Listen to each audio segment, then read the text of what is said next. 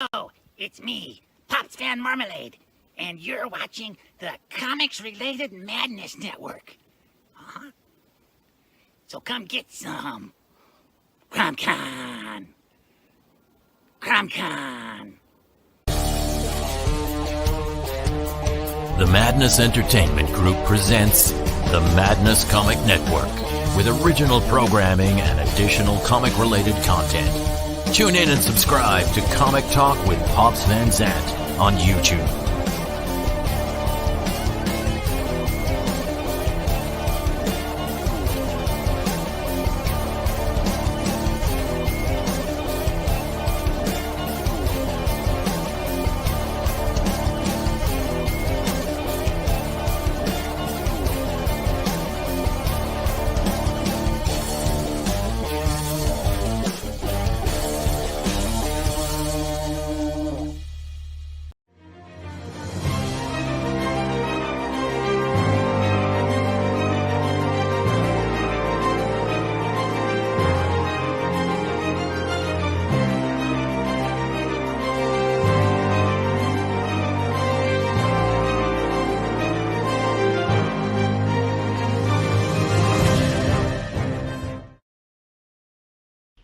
And now for something completely different.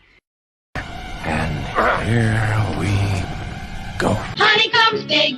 Yeah, yeah, yeah. It's not small. No, no, no. Kiss my entire ass. Oh, my darling, knock 3 times on the ceiling if you want me. I'm gonna get a cappuccino soon. I'm gonna strangle somebody. You know, this is, excuse me, a damn fine cup of coffee. Damn good coffee. And hot. Listen to me very carefully, because I'm only going to say this once. Coffee. Black. This town needs an enema.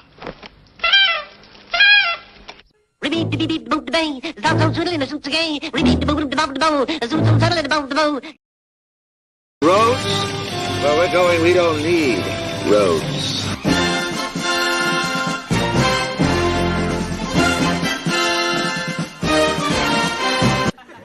Shumway, nice to meet you.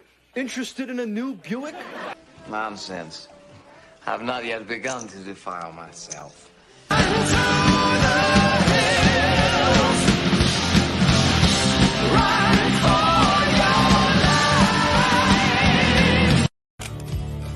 I'll make you famous. I'll make you famous. Hey, what's going on, everybody? So Doc couldn't make it this morning, so you got me today, heading the charge, following up with Pops Van Zant. Will be poking his head in here, I'm sure of it, and we'll be running the coffee hour today. Got a fantastic guest. We got Max DeVille of Atrocity Press, so we'll be talking with him. And without further ado, let's pull everybody out. I know, right? Good help is so hard to find. Won't you get in trouble if the boss shows up? Oh, no, it's the boss here? Hey, wait, I'm the boss. Hey, wait, I'm the boss. We got the boss, man. Some people don't realize that. You know what I'm saying? Who do you call when you need somebody to pop in and take over and help out with the show? Call the boss. If I can't be there, I'll make sure somebody is. That's my job. I'm the boss. How you doing, Tanner? I'm doing good. How are you doing this morning? Dude, we're living the dream, you know. Heck yeah, you know.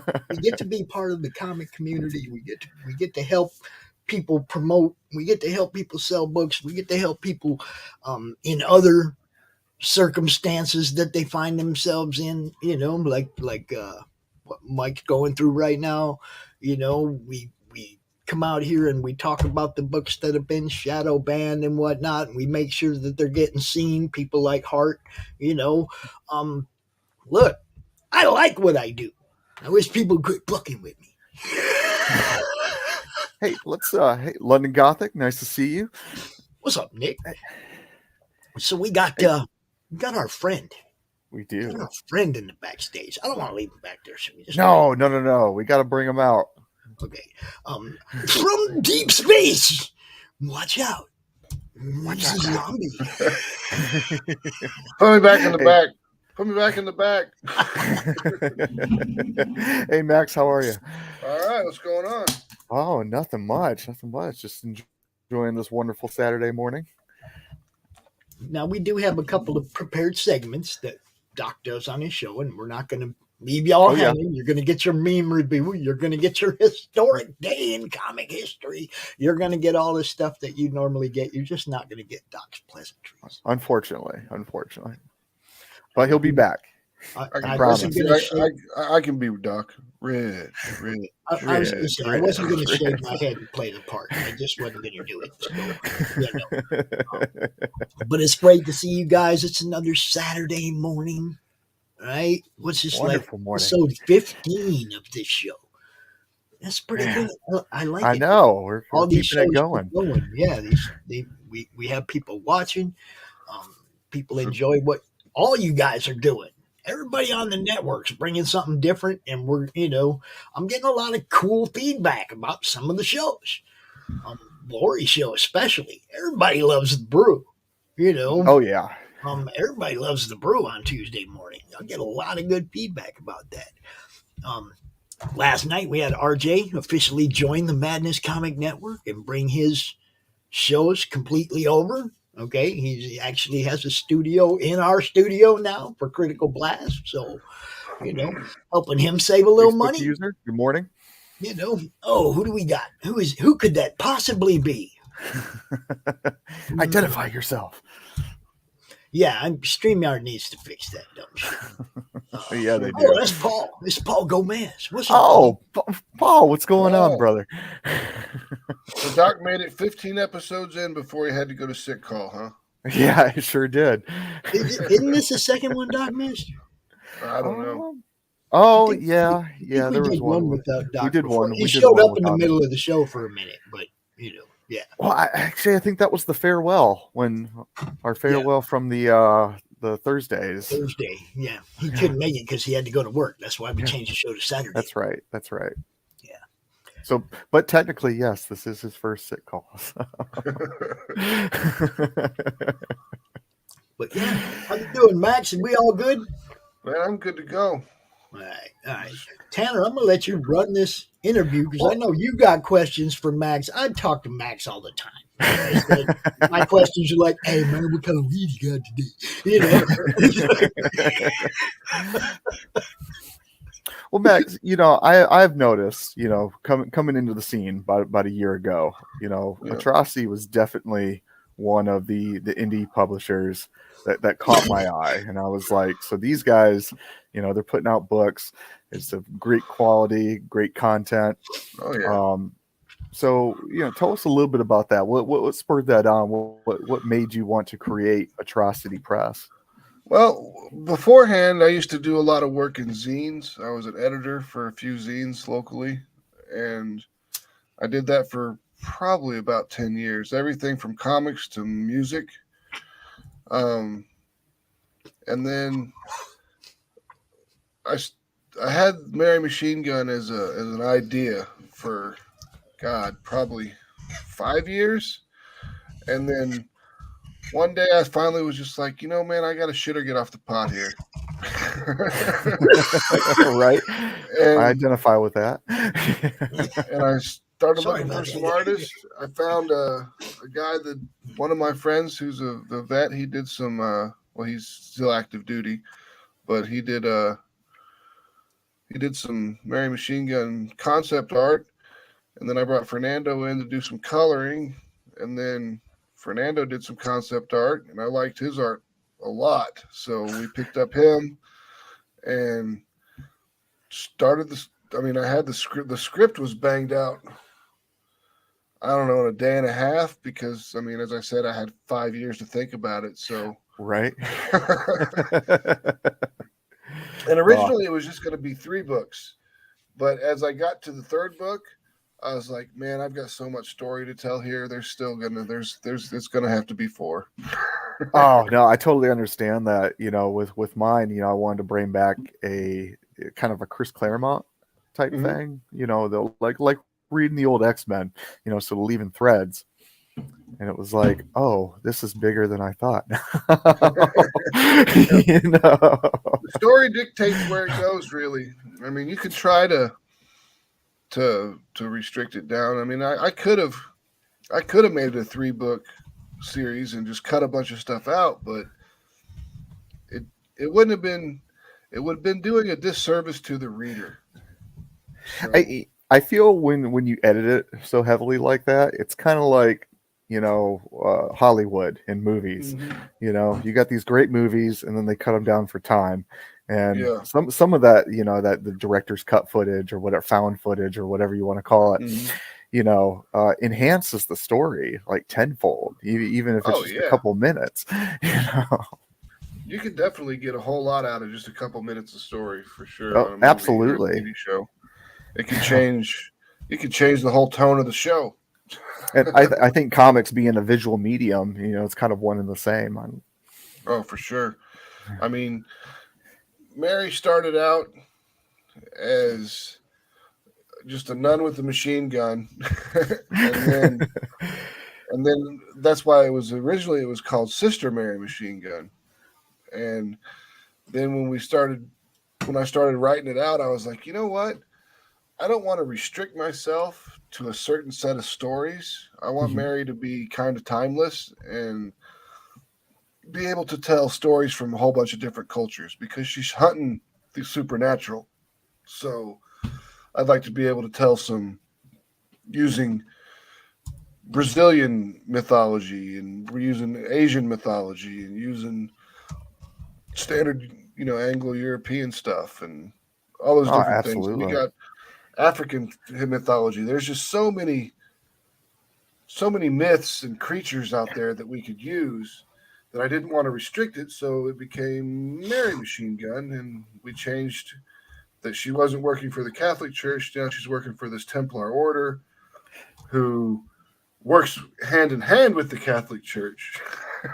So we could still have our hot nun with a machine gun for a minute, which is heck important. Yeah. Oh yeah, absolutely.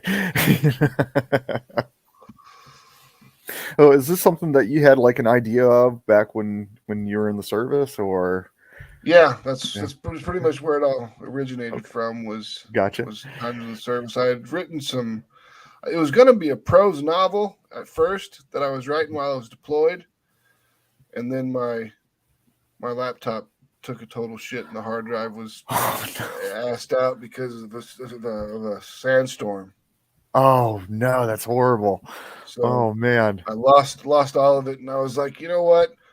I'm done. I'm not doing it again. I already wrote the last 6 months writing this shit. Should have emailed it to myself or something, but we didn't have internet. That was when I was first deployed to Iraq. It was very rough. No, I understand. There was a time. You can just set up your phone as a hotspot, dude. There were no phones. We didn't even have phones. Didn't have phones. Didn't have nothing. The only thing you could do is you could go to the MWR tent and call your family, and then eventually they had like computers and the internet, and you get like 15 minutes at a time or something like that. And sounds like prison. Yeah. Well, there's a lot of similarities between military and the prison. Yeah, I know there is. Didn't find much different, really. A lot of being told what to do. A whole lot of being told what to do. It's funny, you surround yourself with a lot of outlaws, probably because of the similarity between the two. But Atrocity Press grew off of that because when Mary Machine Gun 2 came in, I talked to Johnny, who was in college at the time, and I was like, hey, do you want to edit this book? And he's like, sure. So he edited it, and I really liked a lot of the ideas and stuff he came up with. So I was like, hey, do you want to come in and be part of this company? And he's like, hell yeah, I do. And then had him come on, and we're 50-50 now. Nice. And we came up with his book, Human Hunters, which was the one that he came up with.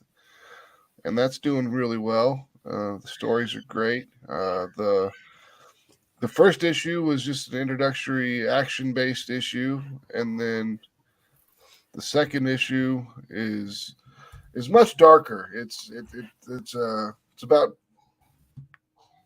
sex trafficking, and these girls get kidnapped, and the human hunters have to track them down and save them and exact revenge upon those who have wronged this guy Lorenzo Rossi, who is he's a drug lord, and his daughter was one of the girls that got kidnapped.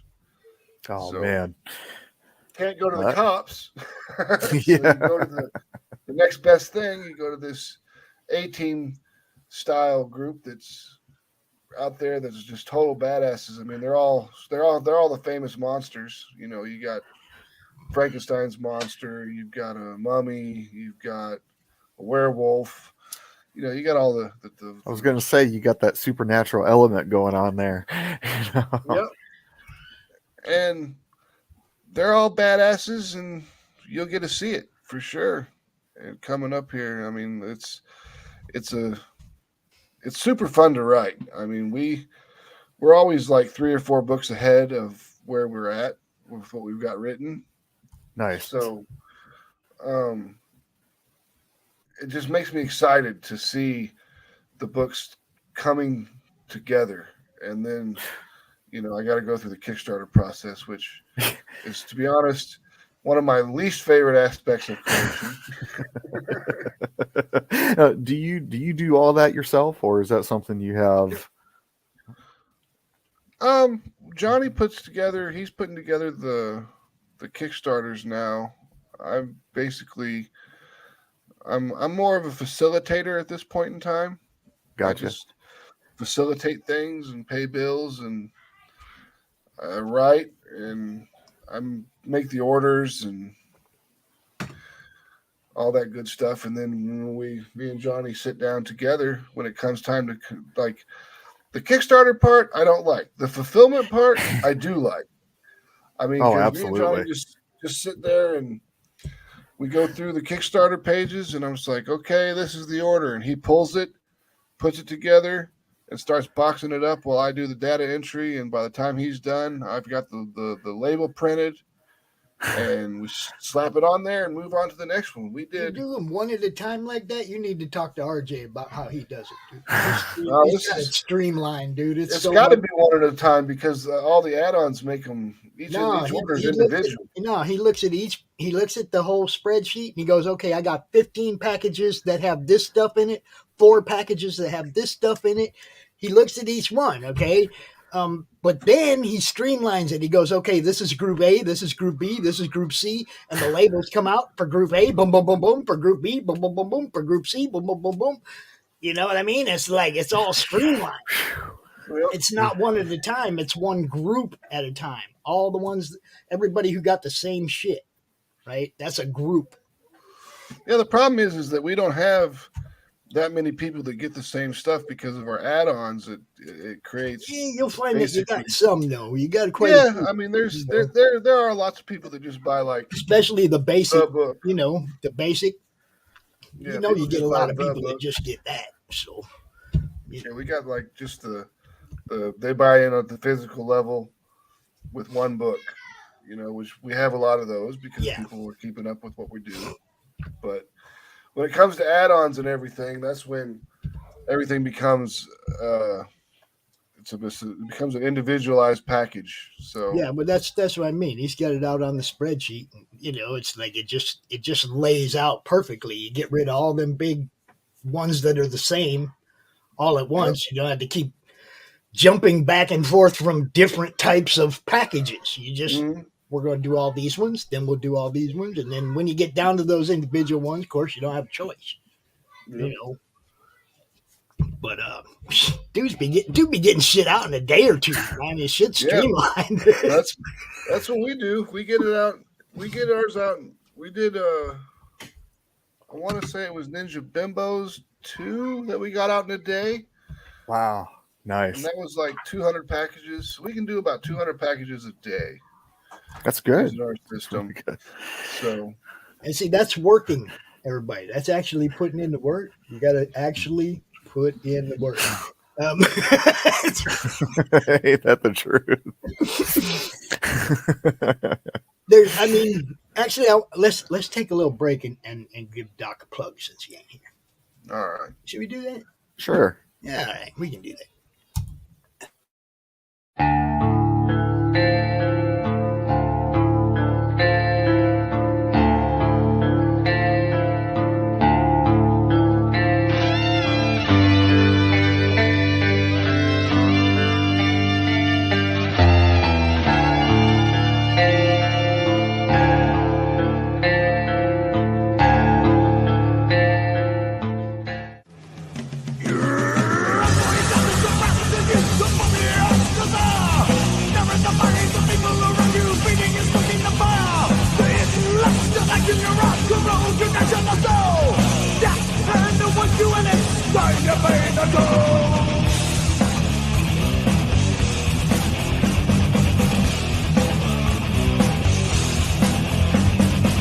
Doesn't matter what you say or the action that you take. This is done without your will from the problems that you made. You're the night of the just out the paranoid legions all around you. Different things you cannot change in the darkness that's inside you.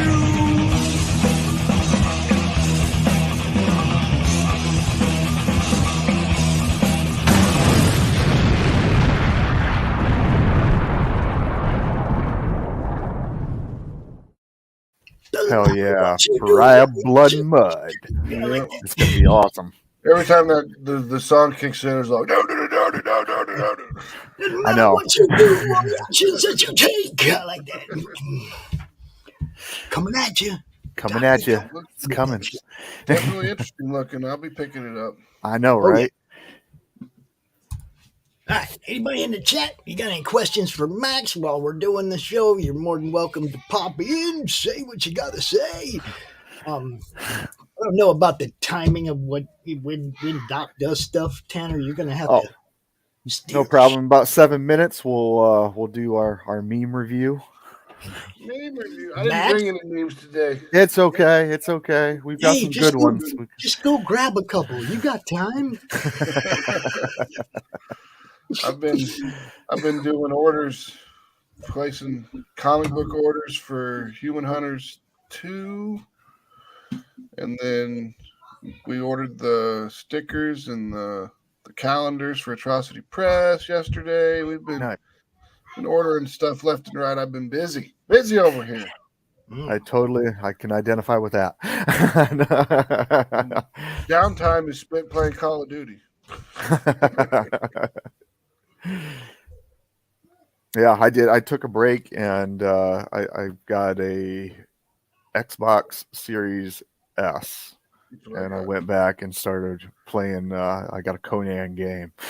I was this is great. Hadn't played a game in frickin' forever. Oh my god. It was a while since I played Halo Infinite, the new one that just came out. I played that for a while, and then kind of lost interest. And then Call of Duty came out, and I'll play that until I lose interest. Well, see, what I'll do is I'll play something for a while, and then I'll quit, and then they'll make some new downloadable content, and they'll add some new shit to it, and then I'll go back and I'll play that. Yeah. That's what I did with the Spider-Man game. Have you played that, Tanner? No, I haven't. You got to check it out.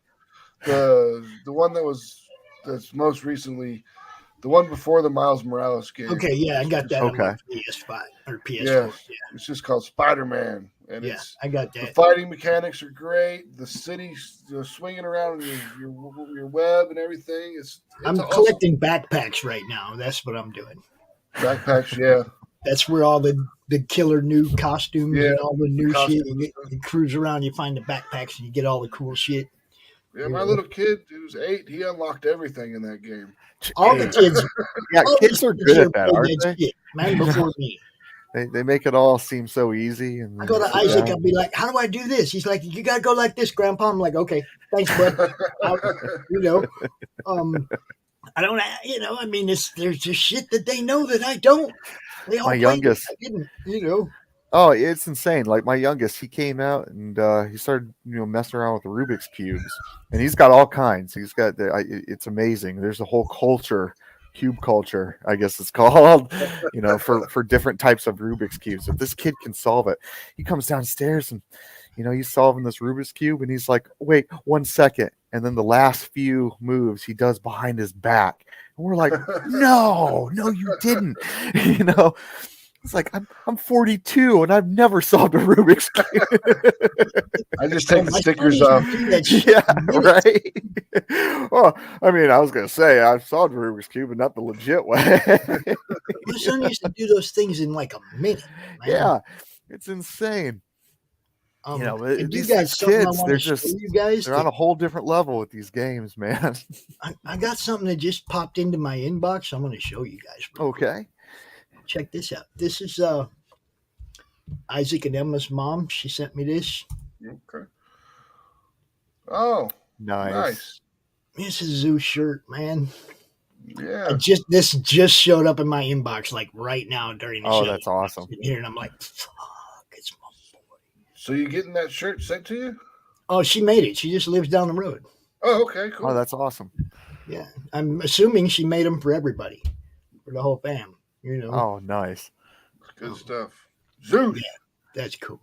That's a good picture of him too. I told you guys what Nicole did up the stairs, right? You know how the dogs all used to howl and shit every time everybody came home, and they'd all be right there at the top of the stairs when you open the door, right? Because we got that bi-level where one stair goes down, one stair goes up from the door, right? So the dogs would always be right there at the top of the stairs. Well, now when they walk in, there's two dogs at the top of the stairs and a giant picture of Zeus right behind them. So when they open the door, they still see all three dogs. Oh, nice. Heck yeah.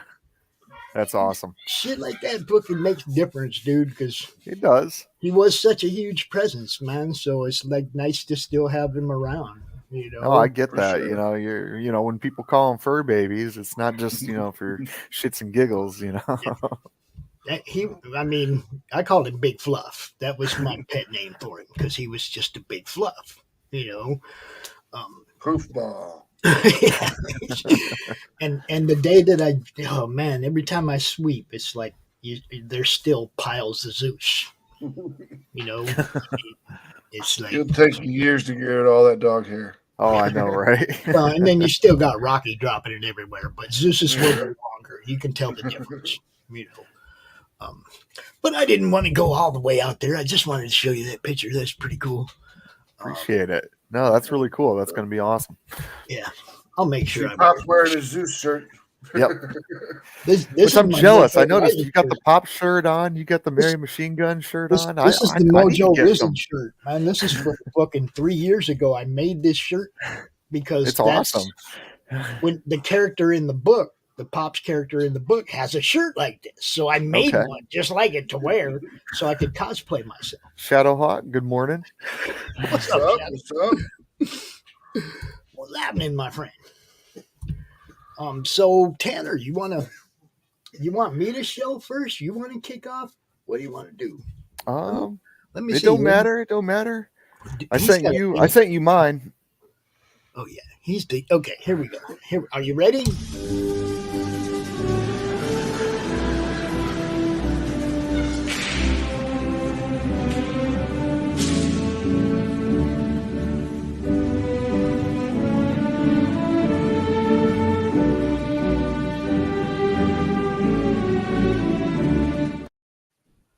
Oh, Doc is sick today, Shadow. Yeah, unfortunately. So send him a little message on his inbox and give him your love there. I mean, he might be watching. I don't know. He wasn't feeling real good when I talked to him. But all right, you want to show off first, Tanner? Yeah, let's do this. Let's see. Everyone knows I always go for a theme, and this week's theme is Godzilla. Because why not? Why not? All right, let me see. Stupid Facebook, work with me. Where are your memes at, sir? I sent it to your email. Email? Oh, Yeah. I never use email. All right, where the heck are you at? Those are all YouTubes. No, I'm not seeing it. Did you send it to my old email? No, I sent it to the Pops Van Zant. The Pops Van Zant at Gmail. The. Remember they locked me out of my old one? It's not Outlook anymore. Yeah, I sent it to the Gmail. Oh, I got nothing. Okay, let me resend it. I've got just stuff from YouTube is all I got over there. Check your spam. Yeah, I'm spam, probably. Let's see. Yeah, we just resent it. Wow, what the hell? There you go. Yeah, I didn't get that the first time for sure. That's so weird. Well, the same thing happened to me. Laurie sent me some stories, and I haven't got them. I'm like, you got to resend it. I don't think she was happy about that, but I didn't get them. Yeah, I get it. I don't. Okay. Now, let's see. I don't know how many we're gonna have room for in here, because mine are already in here. Okay. Might end up having to show mine first. I don't know. We'll see how this works. How many can I get in here? All right. There's the first one. The sequel trilogy was a mistake. Put that back up there. Damn it. The prequel trilogy was a mistake. Godzilla versus Kong. And kills two parents that only want to procreate so their species survives. Hero.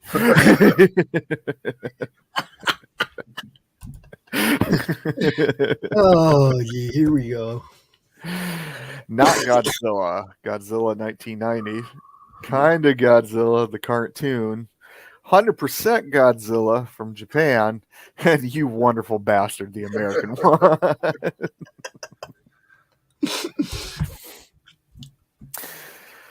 Me wondering why my low effort meme has so much upvotes. Me realizing my post currently has as much upvotes as the Zilla 1998's second most upvoted post on rgodzillamemes.colon. Well, it was funny when I saw the picture. I am fire, I am death. Godzilla says, that's cute. Got no nuclear laser breath. All right, so I have one that's unrelated, and then I have some themed ones of my own. Okay, so here's the unrelated one. Your money is fake, your food and water are being poisoned, all these wars are based on our lies, your country is run by a bunch of pedos, and you're all too distracted by bullshit to do anything about it. Oh, snap. That's not a funny meme. Yeah. Oh, that hits okay. a little hard. So Jennifer Lawrence is my choice for my themed memes. So I got to make sure we got the right order on this. Okay. Okay, here we go. Jennifer Lawrence is the first woman to shoot a bow.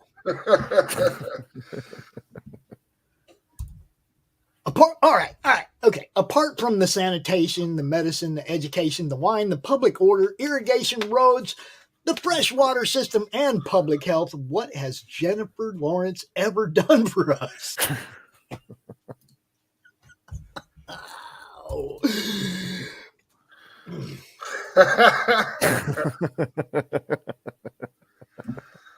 I don't even have to read that. Y'all know.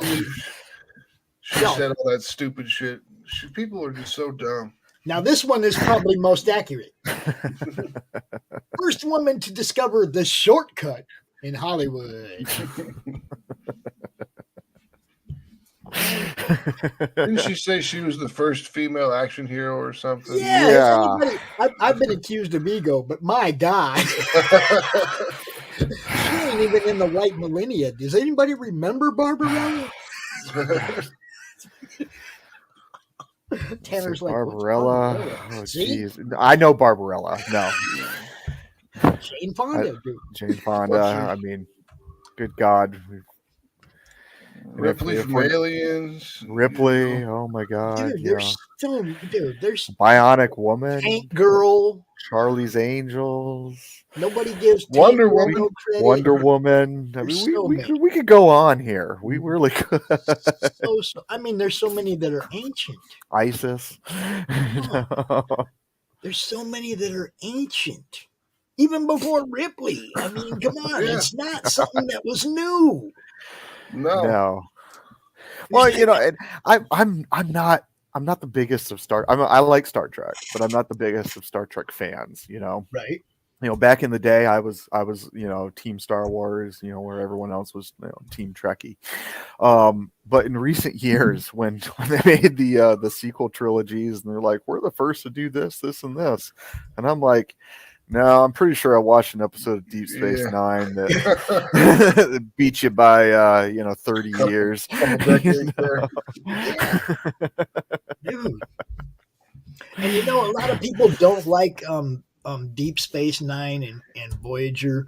And I thought when Worf went to Deep Space Nine and they gave him that other ship, the Defiant, that was some badass shit right there, badass dude. Stuff.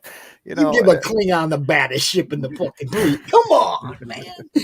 There's some ass kicking about to happen. You know what I'm saying? That was good. Yeah, there was some great stuff that happened. I never really watched Deep Space Nine. It was on, I think it was on the day I had to work or something like that. So one of the days I was that's working. worth a replay. That's worth a binge. It is. I got it. I was just a big sci-fi fan. Me too. I'm not gonna lie. So I mean, it was like I remember watching Deep Space Nine. I would watch stuff like Space Above and Beyond. Earth 2 was really good. I never got into Babylon 5 though. I don't know why. Never got into that. You know what? I didn't either. Actually, it was all right. I can't tell you anything. I could watch that on Saturday, so it was all right. But Battlestar Galactica, oh man, I loved that. That was good. I like the old Battlestar. I like the old one, and I like the reboot too. You remember the old miniseries on TV, V? Oh God, yeah.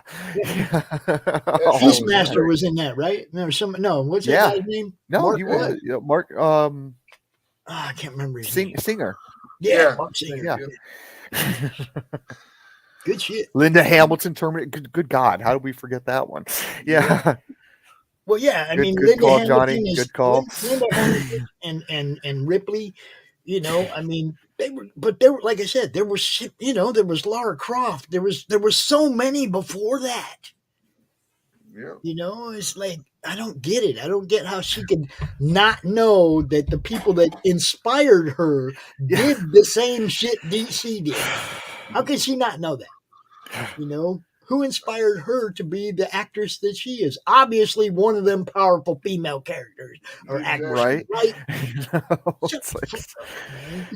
There's probably Jerry at Lewis least is my a dozen. inspiration to do this. It's like a telethon, man. Own who your people are, right? Right. Like you're the first guy, first girl. Come on. Everybody wants to be the first something these days instead of which I think is saying, ridiculous. I don't mind. I don't mind liking to be the first one to do something, but you have to actually be that. You don't get to act like you're the first person to do something. Everyone wants to be the first person to do something, but it's all been done. Reality, The reality of the nature is, however. I mean, I know I'm not the first person to do any of the shit I'm doing, but I'm hoping I'm the first person to combine it all together and take it on the road. Yeah. I would love to tell Hollywood to be the first ones in like a long time to produce something that's like actually good and entertaining. Solid story, good characters. Good characters. Speaking of which, I'll tell you what. if you guys haven't seen it, I'm a big fan of James Gunn, and I'll tell you why I like James Gunn, because he does all of that. Actually builds up his characters, Right. puts in a story. If you guys haven't seen the Guardians of the Galaxy Christmas special, you are missing out, because I laughed so damn hard during that. It was good. It was entertaining. And is that not what they're supposed to do? I liked all his trauma stuff was great. Oh, God, yeah. Romeo and Juliet. And, what was the one he did? I can't remember the name of it now. Had the guy hanging on the roof with the razor blades, and they were stomping his hands and cutting his hands up. Is that trauma? Terra Firma. Terra Firma, yeah. Is that one? Is the Guardians on the Mouse Network? It is. It is. Okay. That's the only way I would talk about it now. Is the Mouse Network. Okay. Crockett own that shit too. You watch. I love it. No, I got all those streaming channels because I got kids and everything like that. But and 9 times out of 10, it's like whatever they want to watch, it's fine. Yeah, we have them too because of the kids. It's like. But I saw that, I was like, yeah, James Gunn's back. I was like, I'm not this gonna is gonna lie. be good. I'll go through Netflix. I'll go through some of the older shit looking for something to binge from back in 2000 or so, before shit started getting all weird. You can still find lots of good stuff to watch. Oh yeah, you just got to avoid some of that new shit. Yeah, some of that's a little shaky there. I mean, it's like I spent my whole life avoiding movie trailers because they always give up the best part of the shit in the trailer out of context. See, I'm just the opposite. I was one of those guys that had to be at the theater early because, heaven forbid I missed the trailers. I hate I used to love them. I loved them so much. What I hate is when they put footage in the trailer that doesn't end up in the final film. Doesn't that drive you nuts? They show you like the best part, but out of context. So then when you see the movie, it's like, oh, there's that scene. But then, well, that's not the way they made it look. Well, that's just bad editing. That's just bad editing. It's marketing. They're trying to sell the product, but then they're not selling what they're actually providing. Just like Max said, when they cut a scene that's in the trailer. And now, it's false advertising. You advertise something that ain't fucking there. That's not okay anywhere else, but it's okay in movies. Yeah, it's false advertising, really. I mean, Rogue One was really bad about that. It had like 4 or 5 scenes from 4 scenes that were deleted. Yeah, good movie, but you sold me on scenes you didn't sell me. That's not good. Butts and seats. I get it. Well, give us what you're saying you're giving us. Then that's pretty simple. I mean, because. And movies is the only place where they can do that, and people don't hold it against them the next time. They'll just continue to be like, well, guess we're going to go see this movie now. Oh, I got screwed again. People treat Hollywood kind of like how they treat politicians, so they'll never screw us. That's because they're hand in hand. Oh, well. That's a slippery slope. We probably shouldn't go down that road. They all got that pinky love of Hollywood, DC and Hollywood. They're kind of like, Hollywood. Yeah. I'm not going to act like I, don't know what's going on over there. I'm not going to act like I'm oblivious. When actors come out and say, I left that cesspool because. True. And nobody listens. I couldn't find it. I was looking for the meme. It's got the person not paying any attention, and it says U.S. government when you wake up and there's still no information about Giselle Maxwell's client list. And then it's like another person's below it. It's another person not paying any attention, and it's like the government when the FTX does $1 billion Ponzi scheme. And then it's got Bart Simpson with his telescope, and it's like, the government when you do a $500 or $600 Venmo transaction. Dude, all the way across the board. Nobody sees shit, nobody cares because everybody's worried about dumb shit.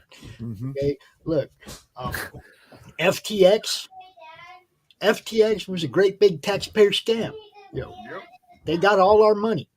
Nobody cares. Oh, defend Ukraine. Ukraine took our money and invested it in a company that went belly up after giving the Democrat campaigns all the money. Okay, they were all Democrat donors. They gave them all the money. Then they went bankrupt, but that was your tax money. Whether you're a Democrat or a Republican or an independent, your money went to Democrat coffers. And nobody thinks there's something wrong with this.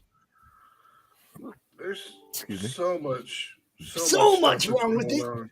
But defend Ukraine. Keep sending them money so they can keep interfering with our elections. Because when they're putting money into our politicians' coffers, they're interfering with our elections. Period. Mm-hmm. Not supposed to be foreign donors. Shouldn't be. Shouldn't be foreign donors at all. I mean, they say, what was it, the court decision that said that companies can donate money as individuals. Was that I can't remember what it was called, but that was ridiculous to allow companies to donate money to politicians. It should have been individuals only.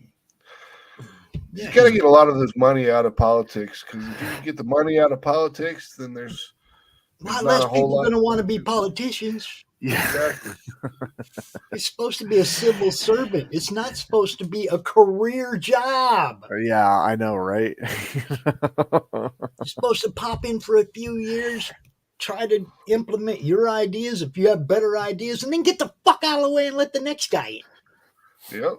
It's not supposed. It's yeah.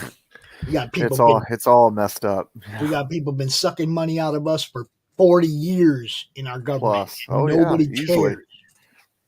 I just can't believe those people worked those jobs for so long. I mean, we definitely need some term limits on all these guys. Yeah. I mean, 8 years should be plenty to get done what you wanted to get done. And if you couldn't get it done, move aside and let the next guy come in or the next girl come in. So when are the human hunters going to go after these guys and just take them out, right? Maybe it could be. I mean, we've got this. They are a bunch of vampires, Mac.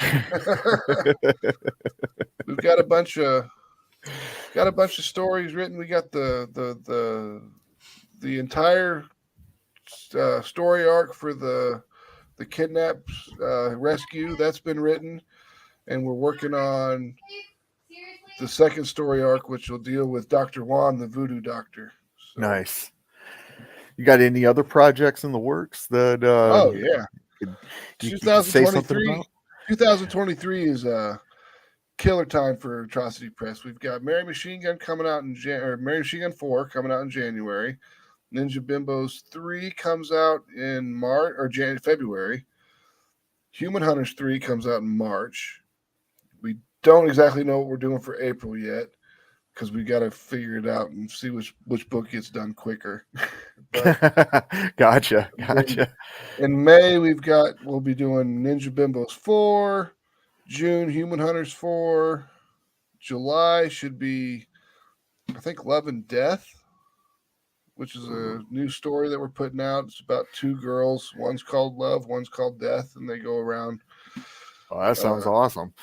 Solving the problem that has been occurred to one of the characters. It's more of a kind of a rape revenge story. So okay, it'll be nice good stuff. Kind of a I spit on your grave style stuff. Oh, fantastic. Yeah, I'm a big fan of that entire series. I know some of them it gets a little repetitive, but I like a good revenge story, and I like gore. So who doesn't like revenge story? Yeah. I'm like, yeah, get them. You gotta get that poetic justice is where it all comes. Damn straight. You gotta get that. And I'm a big proponent of poetic justice in stories. I think our minds work that way. You know, a lot of military guys. Yeah. You know. But Well, poetic that's justice awesome. is always something I really like. So we're gonna have a Kickstarter every month out of 11 months next year. We won't do one in December, obviously, because it's Christmas time and no one will back it. But I'm changing that. I'm changing that. Apothic's doing good right now. Well, good. I'm not saying that no one will back stuff in December. It's just it's hard. It's harder. Oh God, it's been a rough road. I'm telling you. People be like, "Well, I got Christmas to do, or I can back this project." It's like they're usually going to choose Christmas over that. I gotcha. We got the Atrocity Press calendar. We got the cover done here. I'll put that up. Oh heck yeah! See that?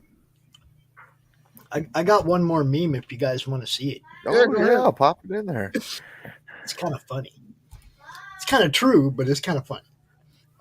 Let me see. Where the hell is it? Oh yeah, there it is. Here we go.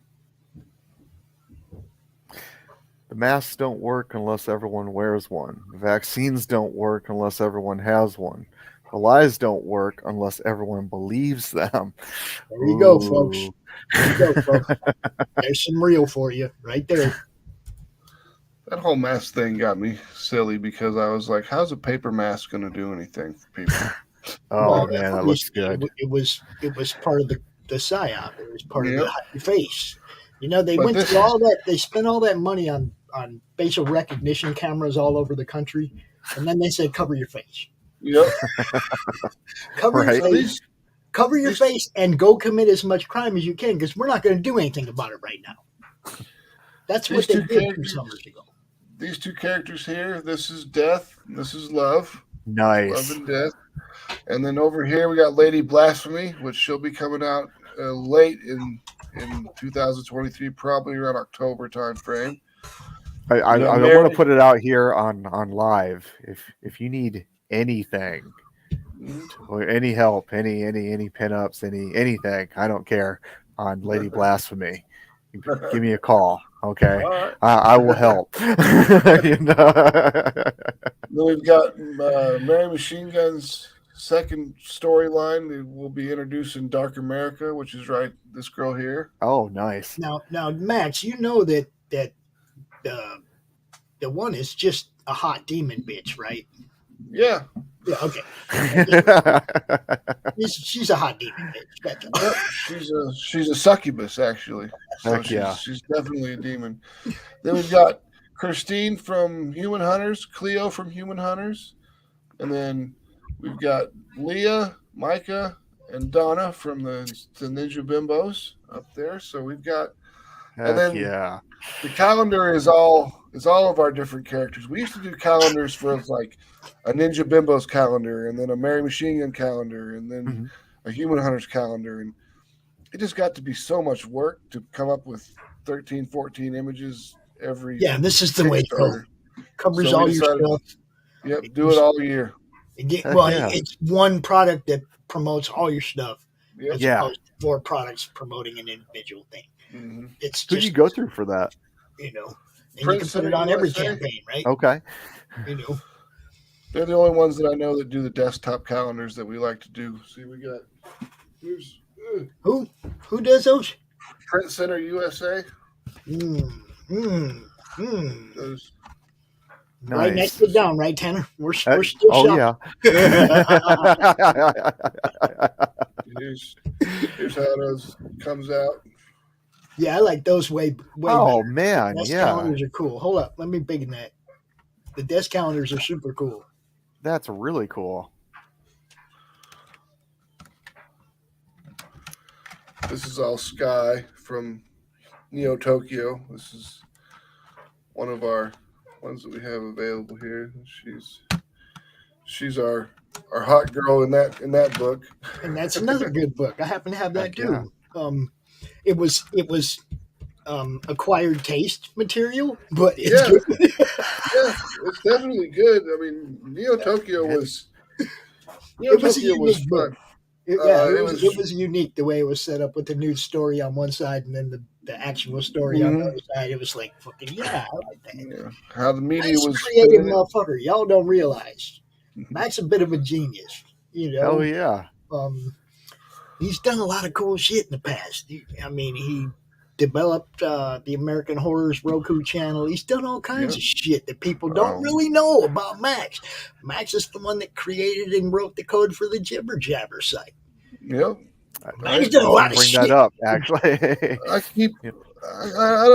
don't like to toot my own horn too much, but I mean, if someone finds out stuff, I'll tell them about it. I'm not gonna be like, I did this and this, and I'm so cool. Tell everyone watching a little bit about Jibber Jabber and like the reasons why for its inception and all that. Jibber Jabber, there was a lot of people getting shadow banned and stuff on Twitter when it came to promoting their comics and stuff because people didn't like their comic or whatever, or there's just a lot of people getting kicked off of Twitter for what they posted. And I was like, you know what? We need a comic book Twitter. Hell yeah. Just for comics. And there it is. And then I went and made it. Yep. There we go. Doc is watching. No. He is watching. No, I just typed it. No? Okay. Oh, you did that yourself? I mean, he might be watching, but I typed it. I did that. He's like, Tanner, don't screw up. You son of a Did bitch. he say that? No, I don't know. Well, let's go ahead and do your moment in comic history. Great moments in comic history. We're close to the top of the hour, and we'll keep to Doc's format, right? Heck yeah. So we're gonna give the floor to our friend Tanner. If I can find this fucking video thing. Where's the intro? There it is. Run the bumper. Ready? I'm gonna get us.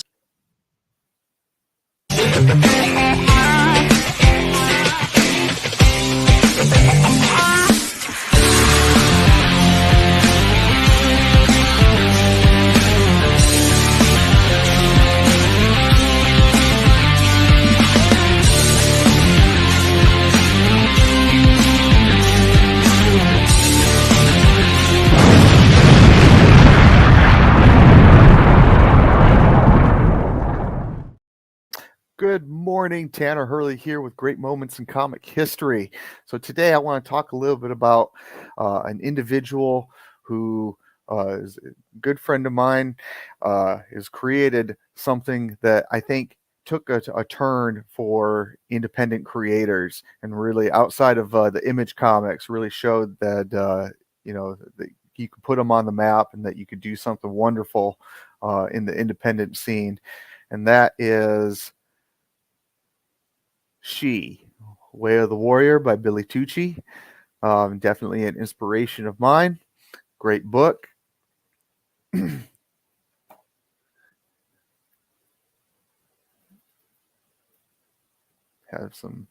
the tour book here with the sketch done by Billy. And she is actually has returned and she's back. She's got a daughter of her own. She was more than just your average bimbo, for lack of a better term. In the days of the 90s and the bad girl craze, she had a story that was intriguing, revolved around murder mysteries, the lore of Japan, even Anna herself. Her name means death. So she is the vengeance, and it's just a really wonderful book, and I think people need to go out there and check it out. If you've never checked out She, go check out She.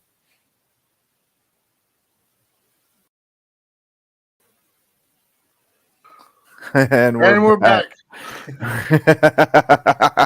Heck yeah, MegaCon.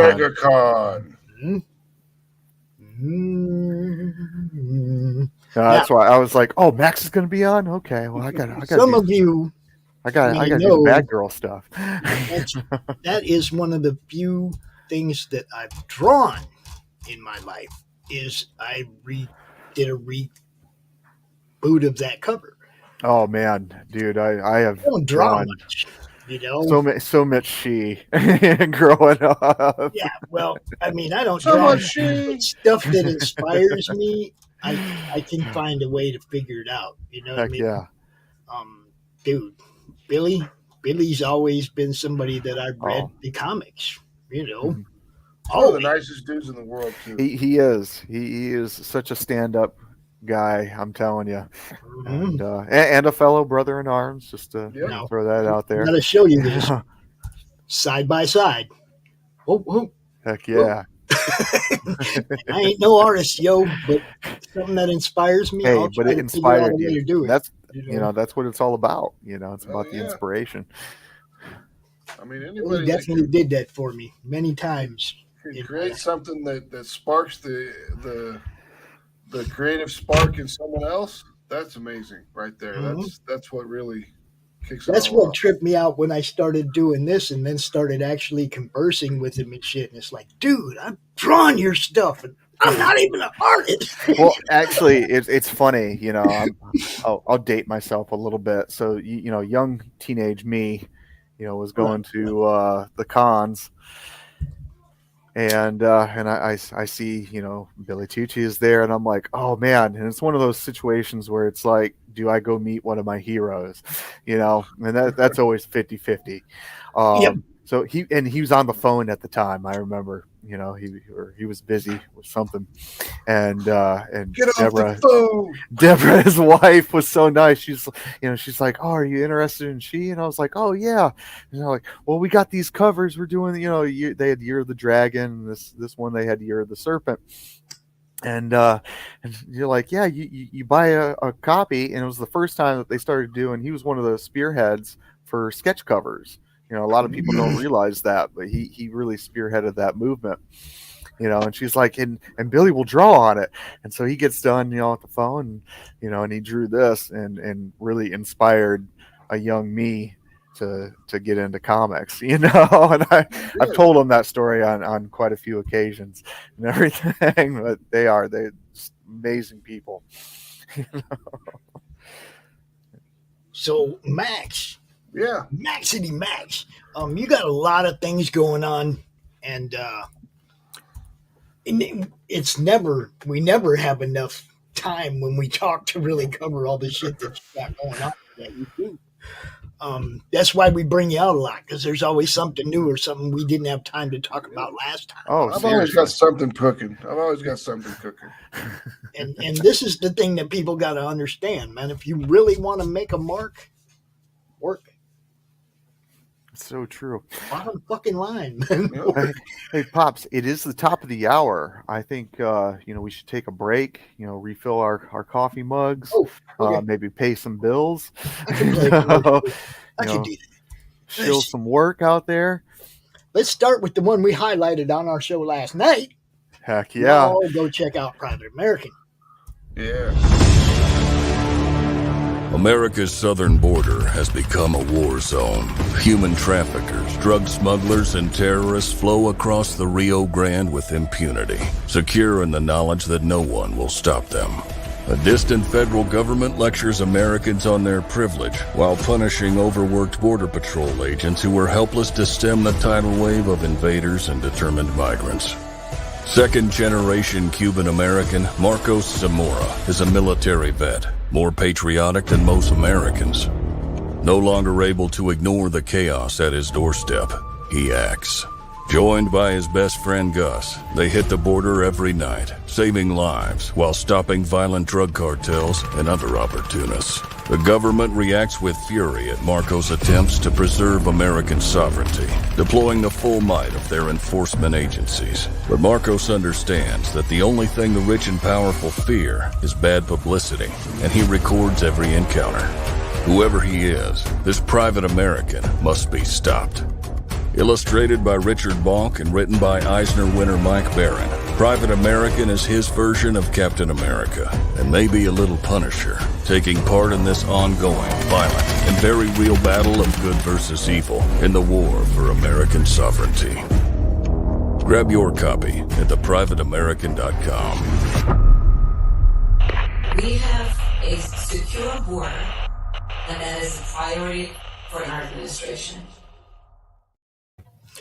And for those of you over there on the other side of the pond, CromCon 31 Europe, December 31st, we'll be kicking it off at noon your time over there in England. Okay. And we'll go, for a few hours as long as you guys want to come out. If you want a spot individually, let me know. If you want to just come out and hang out with the opening panel and just make it a free-for-all all fucking day, we can do that too. I don't care. It's up to y'all. Hit me up. Let me know. If you want a half-hour spot or if you want to just hang out, you're all welcome. You know what's up. CromCon Europe.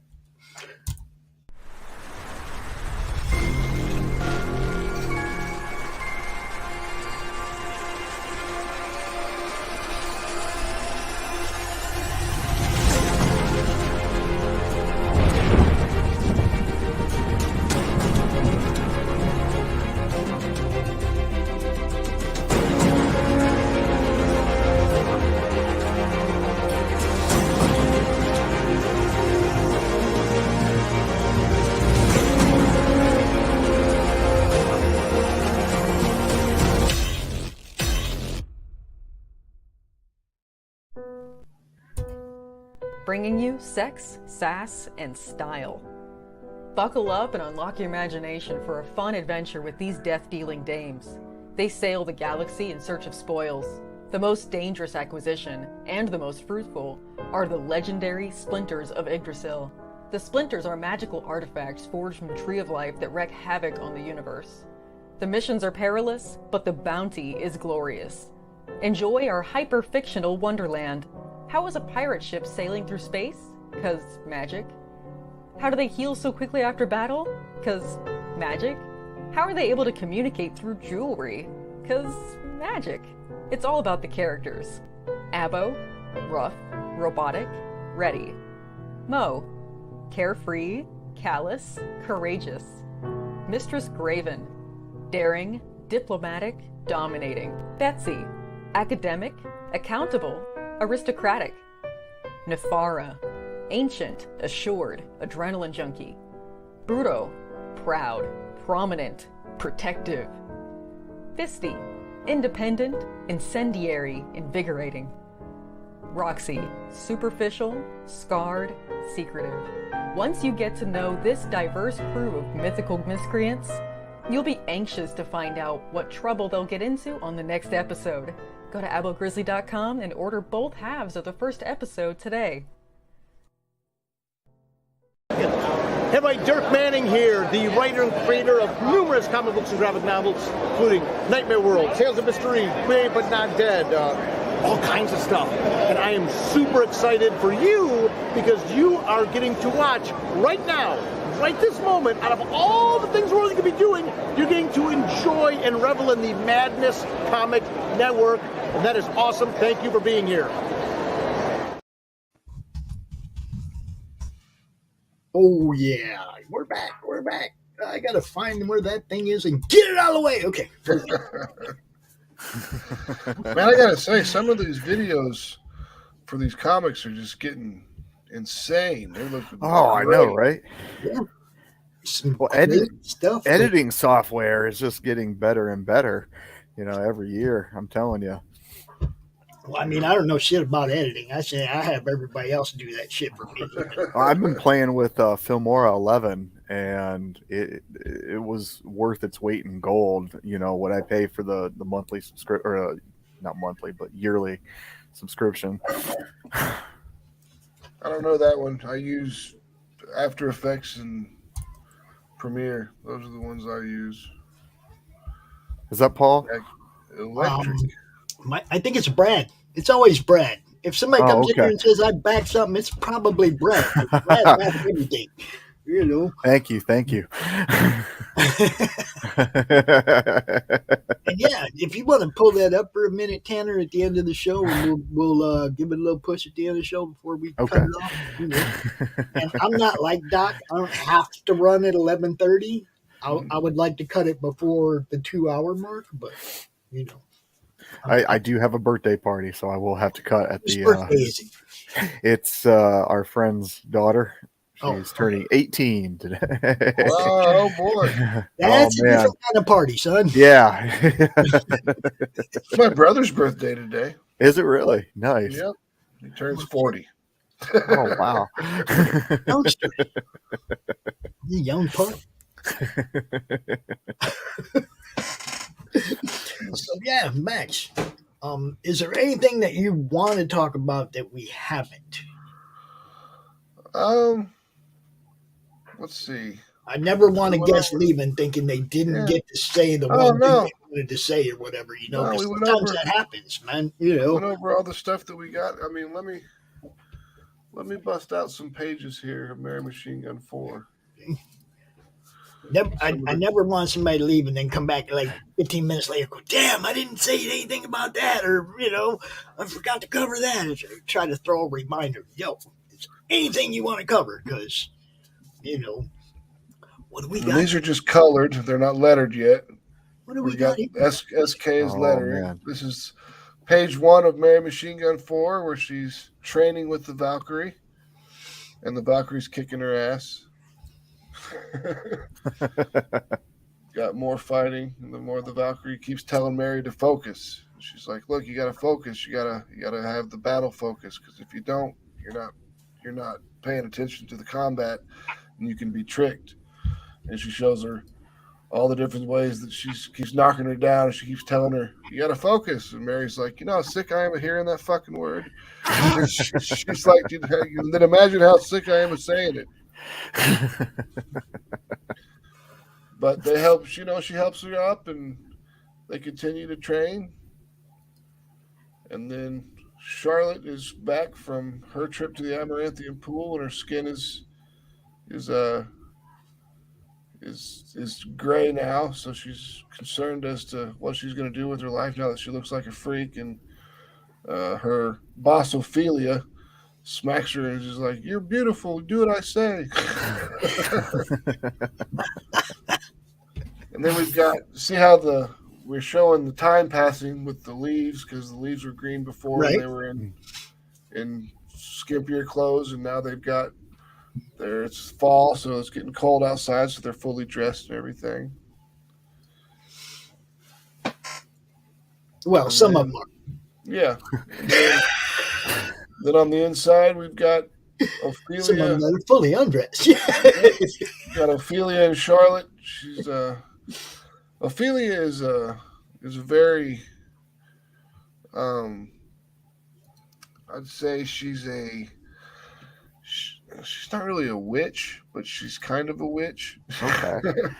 So she can manipulate people's minds, and that's what she does a lot. She's always manipulating people from behind the scenes. Nice. But she's also in control of the Imperium Magistratus, which is the internal police for the Templar Order. She's the one that, if one of the Templars goes rogue, they send out the Imperium Magistratus out there to put an end to him going rogue. And that's what happened to Mary. Officially she's gone rogue, and they've sent Charlotte out to put the end to Mary. And that works out well, because they've always been, ever since they were training to be Templars, they've been at each other's throats because they're competing against each other. The way the Templar organization works is like you train for 100 years, and then they give the two people that are training, they give them the same mission, and whoever finishes the mission first becomes a Templar, and the other one gets put into a different location in the Templar Order. And Charlotte got stuck in the Imperium Magistratus. Okay. I like it. Yeah, it's great. I mean, if you guys can cut back and read issues 1 and 2, definitely issue 3 that's coming out or that just came out, then it's an awesome story. I mean, the story is just it's told through flashbacks and through Mary's perspective. So you have to kind of wonder at times if Mary is not quite a reliable narrator. Because everyone has their own perspective on things, so you have to see what she thinks of it all, and then you get some information from Charlotte's side of it. Mary Machine Gun 3 is a lot of telling of Charlotte's side of the story. I like that. What she's been going through and how she's been dealing with everything. So it works out well. I'm really excited about Mary Machine Gun 4, and it's the first time that I've ever ended a story arc. Oh, so, man, how's that feel? It feels good. I mean, there was the first time I ever put a comic book out, and that made me feel fucking fantastic. And now I'm finishing up this first series, and that's going to make me feel even better. Hell yeah. Well, she sounds like a character that, has a lot of layers to it. Oh, I like the unique approach that you took with the different viewpoints, because you're so right. Everyone has a different point of view that changes the narrative of the story. Mm-hmm. So very creative. That's awesome. And also you get to see that Ophelia is manipulating people from behind the scenes and everything, and how she does it. I mean, she obviously uses sex a lot because she's a sexy woman and she can do that. Drunk and frosty.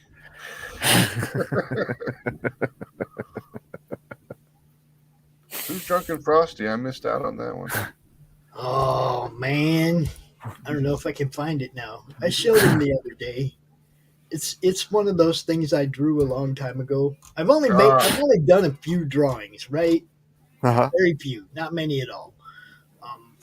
One of them was Drunk and Frosty. He's snowman, right?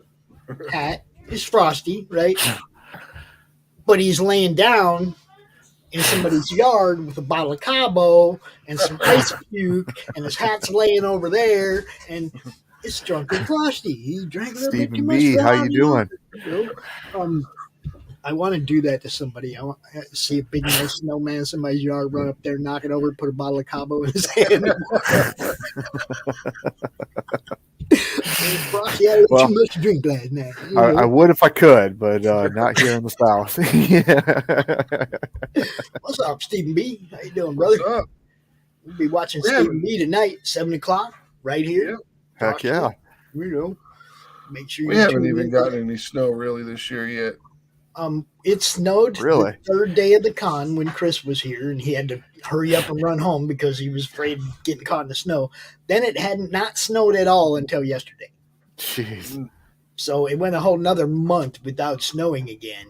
That's yesterday crazy. It dumped a couple inches on us. I don't know if it's enough to stay or not, because where we live is just weird. Yeah, Midwest. Well, I mean, I've lived here for 8 years, and I've never seen more than 2.5 feet of snow on the ground. Yeah, I lived in Minneapolis in my childhood, and I saw 6 feet of snow on the ground. Well, I believe it. It's like, so this is pretty mild compared to the winters I grew up with. Yeah, I remember when I was growing up, the snow was we'd always get like 2-3 feet of snow at once, and we'd build like huge snow forts and have snowball fights and everything, and now there's not a whole lot when it comes to snow. You don't get a whole lot of that. We get a lot of ice rain here now. Oh, really? Yep. Yeah, which is terrible. Yeah, because that weighs down. Yeah, that sucks. It's like the ice will weigh down the limbs of trees, and the limbs will fall in the street and shit. Mm-hmm. It's like ice sucks. Yeah, we had a huge ice storm when I was in high school. Yeah. And frozen rain sucks. Froze the tree in their backyard and knocked the tree down. Big branch. It was ripped. You figured that it would like because the power cable was old school and it went from the pole to the house instead of going underground. So the tree fell on the power cable. You figure it would knock the power cable down, but right? It ripped the whole power box off the back of the house. Yep. Oh, damn. So we were out of power for a couple weeks. It was rough.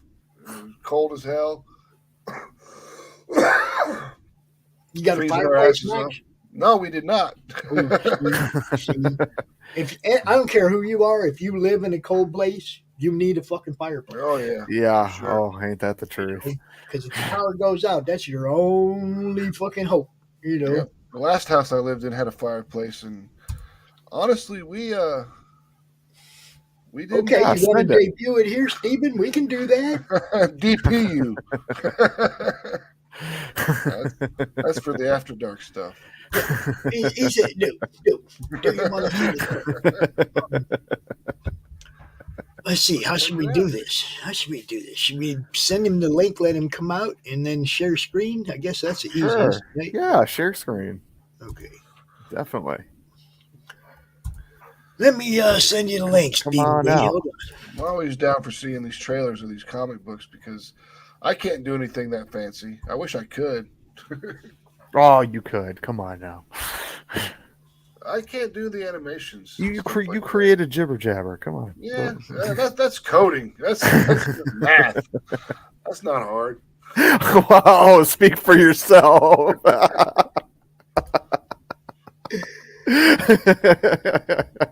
I certainly can't do that. You're a tanker and you can't do math? This surprises you? Elevation. Well, I mean, basic.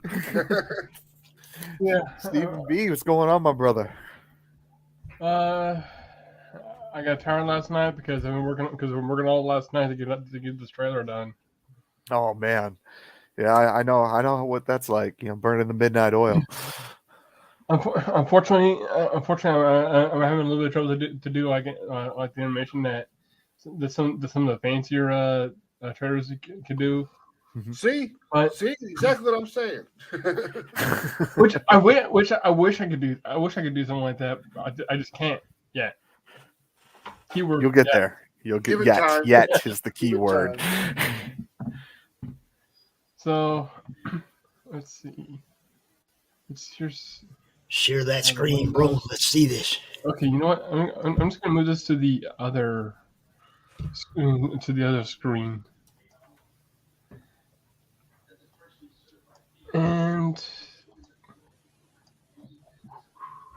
there we go. There we go.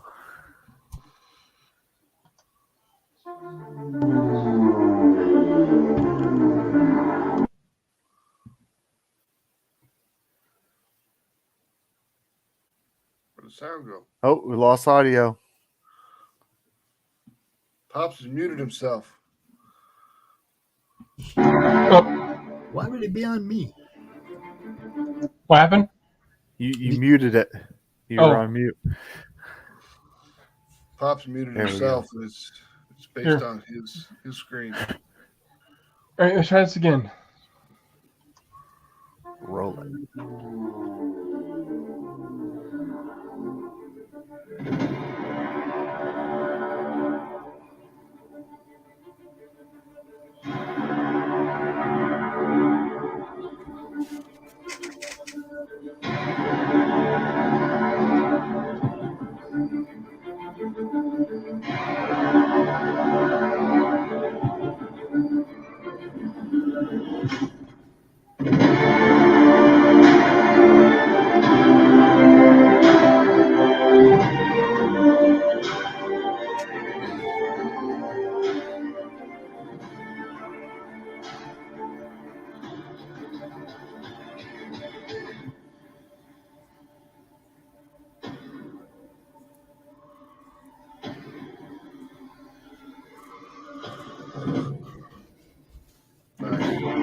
Nice.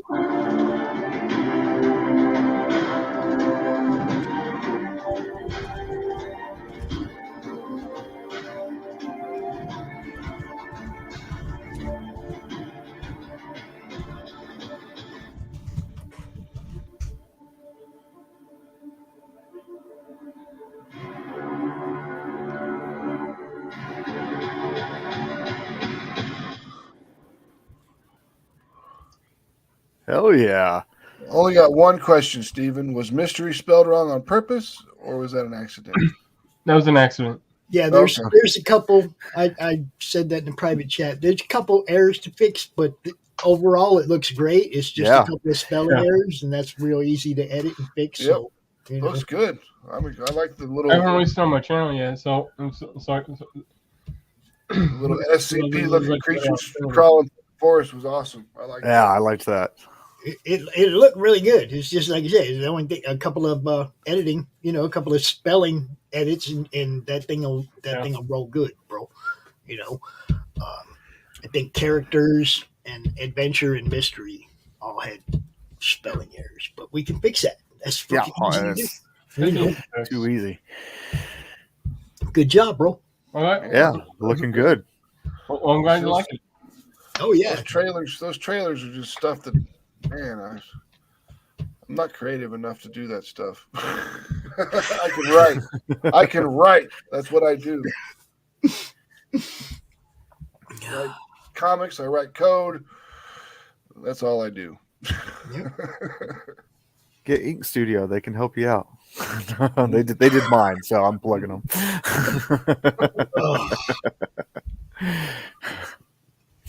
So there's a few things I need to fix. You said it was the word mystery. Yep, mystery was spelled wrong. That's the one I noticed. I think adventure had 2 A's at the beginning of it, and character was missing the second C. All right. Yeah, this shit jumps off the screen at me, Tanner. I told you that. That's not a bad thing. I mean, it always does, man. It's like that's why when when I'm reading somebody's book, it's like I let them know, hey, man, you need a proofreader. It's like I got this curse, you see, and it's like every misspelled word is like I'm reading a book, and it's like anything that's misspelled or grammatically incorrect will be like in a different font, bold, italicized, everything you could use to make it jump out of the screen, even though it's a normal font. The misspelling just goes bam, and like it's a curse. But I do offer my proofreading services, and I don't charge anything. There you go. But if it's a book that I really want to read, I might say no because I want to wait till it's in my hands. You can send me the proof copy and I'll read it and tell you then. But I like to have them in my hand. Any comic book, man. It's like Mike Barron will send me a script. Read the script, Pops. Tell me what you think. No. Not going to do that, Mike. Send the book. I want them, I want to see I'm a comic book guy. I hate the art. I hate it. And show a little something else.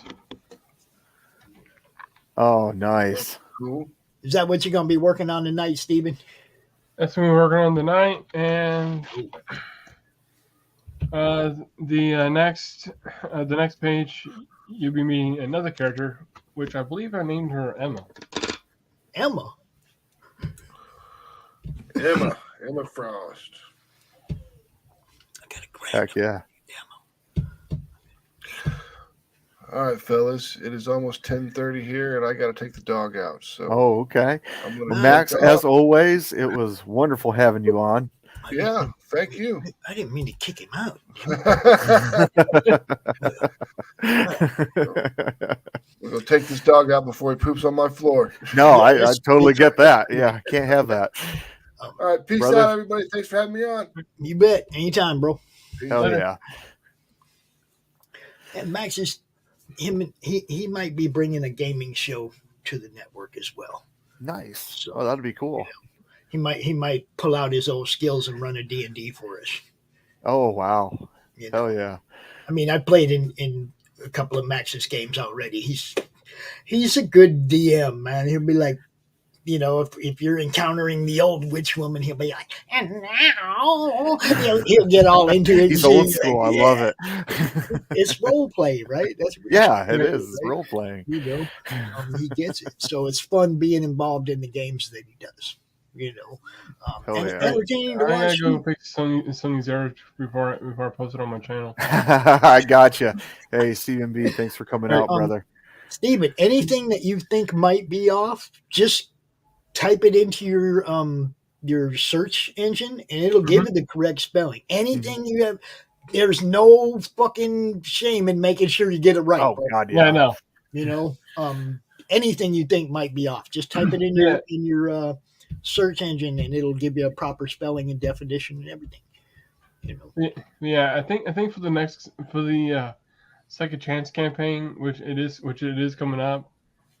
I think this trailer is going to really build the hype for it. Yeah. Oh hell yeah! I mean, look, you've been out there showing everybody what you can do. Everybody's watching you level up weekly. Some people you don't see the level up for a couple months at a time. Your shit gets better every week. Some people you don't see the level up in a couple years at a I'm time. trying not to go there. You just gotta make me an evil guy. Well, I kind of build like a mindset that whatever page you're working on, it has to be better than the last page. That's a good way of thinking. That's an absolute good way of thinking. Yeah. It just has to be better than what you worked on last. Just you'll only get better with it, you know. Yeah, from there. you'll only get better, but don't burn yourself out or discourage yourself because you can't beat the last page. Do your book. Do it where you're comfortable. Yeah. Have fun. Don't stress on, I have to be better than the last page. That will lead to some problems. Don't stress on that. Have fun doing this. It's supposed to be fun, Stephen. You know, please have fun. Don't push yourself to the always point where fun. you're worried. Listen to Pops. Don't listen to me because I'll be masochistic about it. Get it done. Get it done. Yeah. Burn yourself out. It's part of the process. And you too, Tanner. Have fun. You know. I'm trying to have fun. It's like it should always be fun. Yeah. That's why that's the entertainment part. Remember the fan part of this. Getting a finished product wherever you got it at the LCS or whatever, and actually reading the book, and that's the point. Okay, that's the end result. You have the book in your hand and you get to read it. You know, that's the fun part. Okay. All of it leading up to that should be fun so that the fan can have fun when they're reading it. You know, they don't want to be like, I got this book, man, but there was a whole bunch of drama about it before it came out, and now I got it, and all the luster's gone because everybody fucking ruined it talking shit. You know what I mean? It's like, I hate that. You know, let us get the books in our hands. Let us make our own fucking decisions about whether or not we like it. And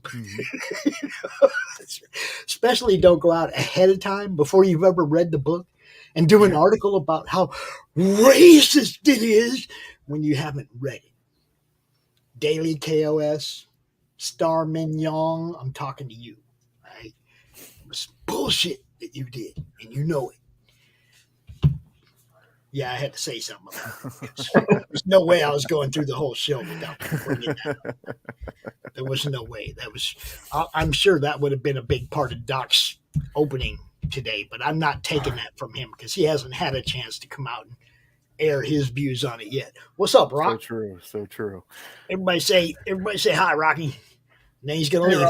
Where are you going? Come back here, Rocky. The guy you put me on camera. I gotta leave. Come back here. Come back. Yeah, it's my dude. What's up, buddy? You don't talk to people much anymore, dude. I know you miss your brother. I know. Yeah, I know. You all right? You good?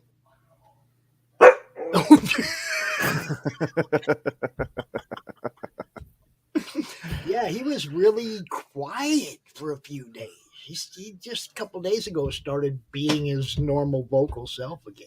Man. He was pretty bummed out too. Man.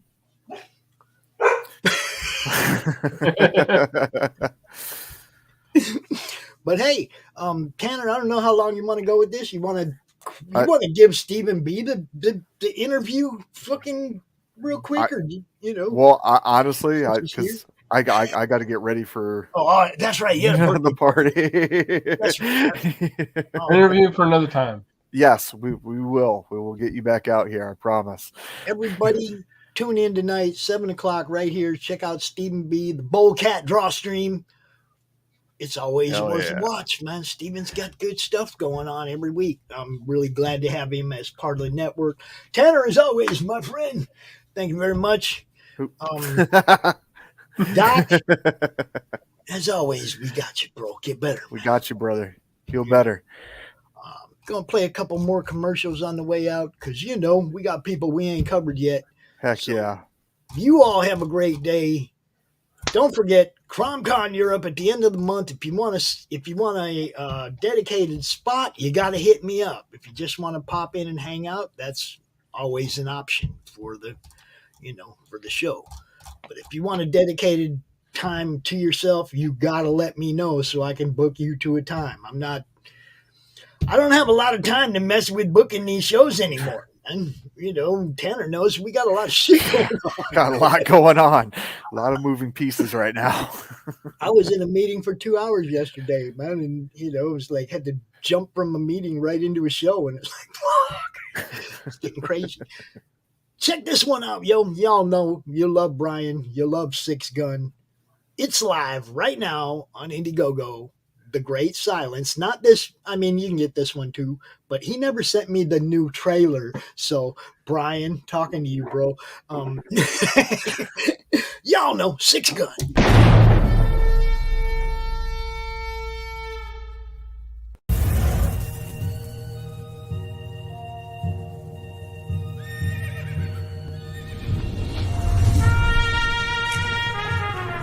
We've all heard the stories.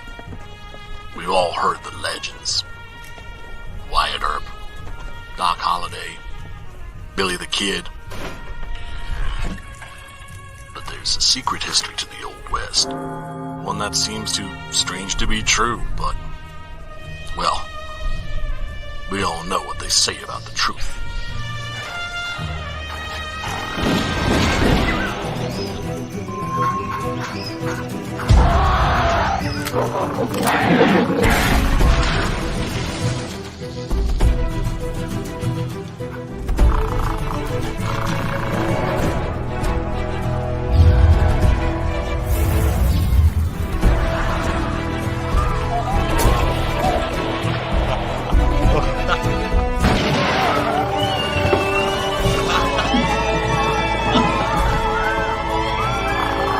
Very big ape, very big guns, blowing very big holes, very bad people. I think the world is finally ready to hear the story of the strangest, the most startling Western hero of them all.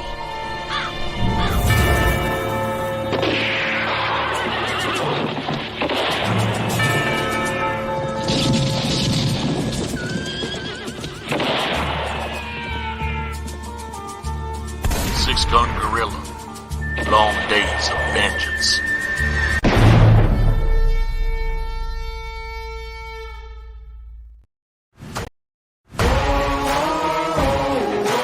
Man on a mission, I'ma get it. You know I be on a what? Yeah.